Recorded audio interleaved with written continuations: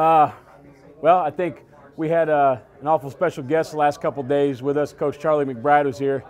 He gave a great message, so I'm going to try to echo some of that. So I want to keep that in-house, but he gave us some great stuff. He taught me a lot over the last couple of days, and I want to continue with the message that he gave the kids. Did you ask him to come to campus, or did he just kind of show up? He came to visit some old friends and try to get back around the program, and I wanted to soak up as much as I could from him. How's the defensive coaching going to go down? Obviously, you're on one team. Who's going to call the defensive? I don't know. I think last year, Coach Mike Dawson called it on the other side, and we'll kind of maybe flip a coin or something on that side. But and I might call some on that side, and then coach the other time, and we might change duties over there on our side as well. So we'll give everybody a little ownership in that one. Coach, these last dozen practices, have you been more impressed with the defense's improvement in learning the system, or maybe the physical mentality that you want them to obtain? Both. We're kind of getting to the finer points a little bit. You know, some of the detail work within each call, and they're starting to pick it up. It's getting a little better, especially with the linebackers controlling what's going on a little bit more, having a little more ownership, not being afraid to be loud and make a call. And then you know, obviously we've had some guys down with some illness. We've been short on defense a little bit, and I was kind of proud about the last couple of practices how they fought through with the short crew. So that's good to see. Things get rough, you know. It's just human nature. Things get rough. You want to shut down a little bit, but when things get rough, that's when we got to be at our best. And I'm trying to get that message across to them, and they're accepting it. Now they just need to conquer it a little bit. Is there anything you can learn in that environment on Saturday that you can get out of practice, or is it more or less this? Well, I think you're gonna learn, who can operate in that environment. Who's the guys that when the lights turn on, this is a beautiful game, right?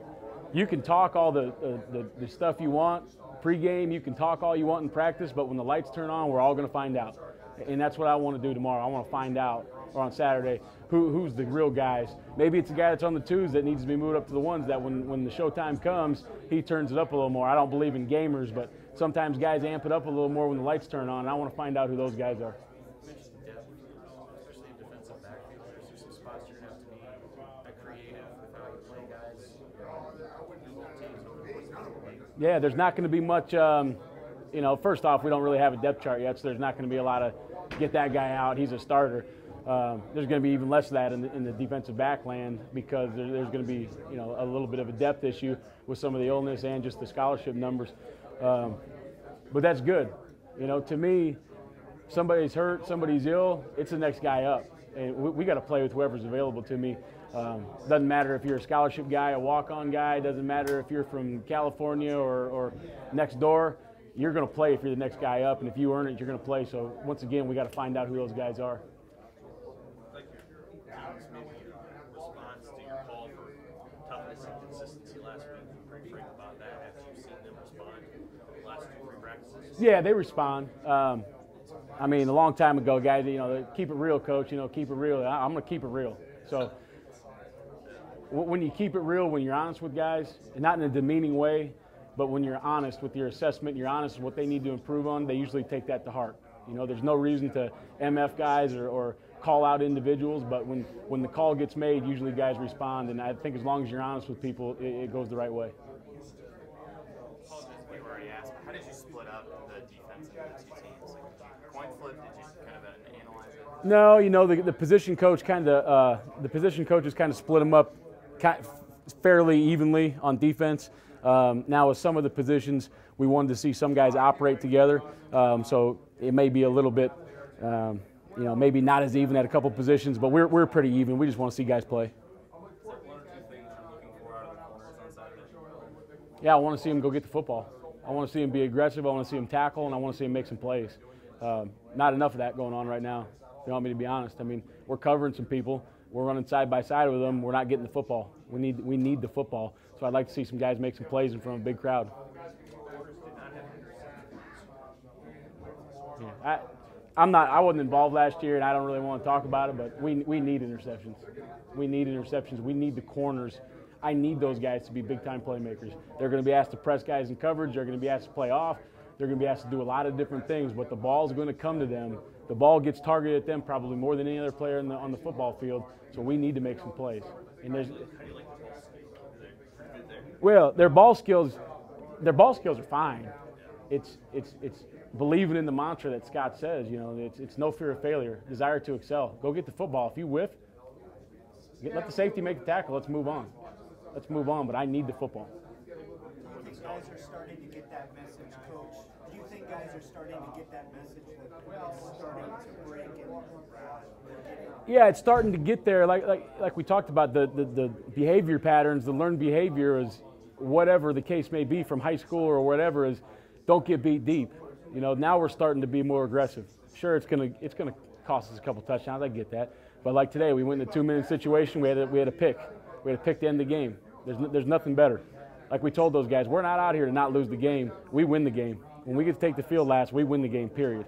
And those guys started to believe that in this last period, and it looked like real football, which was good. The scholarship numbers at corner in particular, do you wait for guys to get here in the summer, or do you think about needing to add someone, or how do you make that evaluation after it's wrapped up? As far as like exploring transfer market or thinking about bringing someone else in? well, we're in college football, we're locked in by the number of scholarships we have available. So if we have one at the end, you know, as we approach, you know, May, when the junior college guys gets out and or transfers, whatever the numbers may be, if we have one scholarship available total, we'll probably get together as a staff and discuss who's the best available. If we have 3, who's the best available that way. And as far as the new guys coming in, the best guy plays. If it's a freshman, it's a freshman. If it's a senior, it's a senior. If he's from out of town or in town or all the way across the country, I don't care. The best guy is going to play, period. So if we find some guys at May, if we find some freshmen that can come in and do it, they got to step up and be the guy. You mentioned the players have to learn how to be aggressive because they've always known don't get beat deep.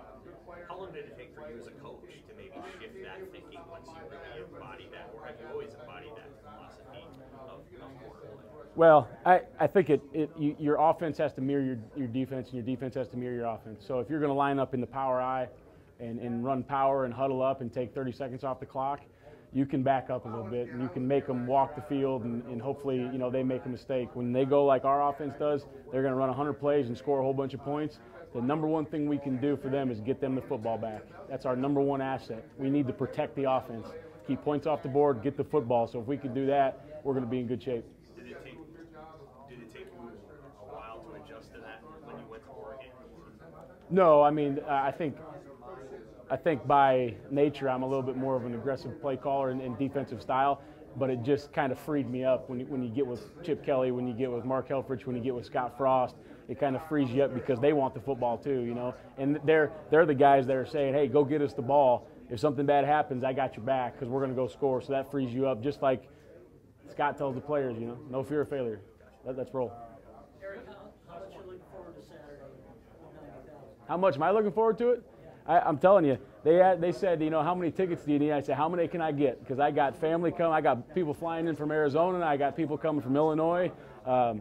There's probably nobody happier than me to run out there on that field and experience this crowd and this stadium.